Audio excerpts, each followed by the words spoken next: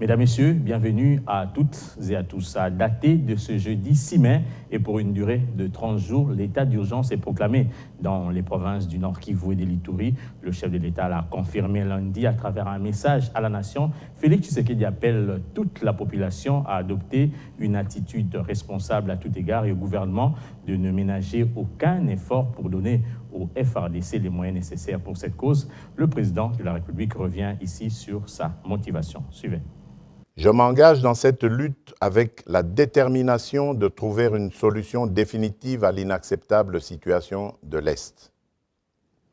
Attentif et sensible à ce que réclame mon peuple, j'entends le cri de détresse de notre population en général et je ressens en particulier les douleurs qu'éprouvent nos mères, nos sœurs et nos filles dans ces provinces ravagées par la barbarie.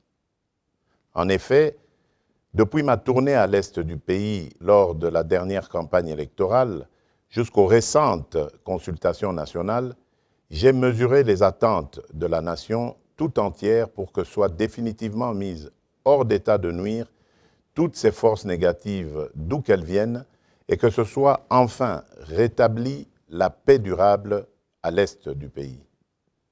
Cette paix est la condition sine qua non de notre bonheur et du développement de notre pays.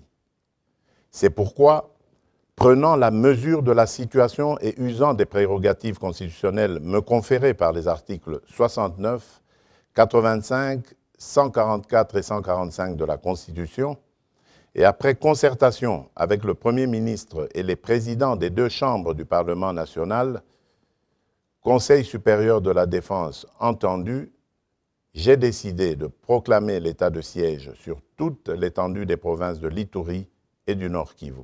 J'invite dès lors chaque Congolaise et chaque Congolais, où que vous vous trouviez, à une mobilisation totale pour faire front avec nos forces armées déployées pour sécuriser notre territoire.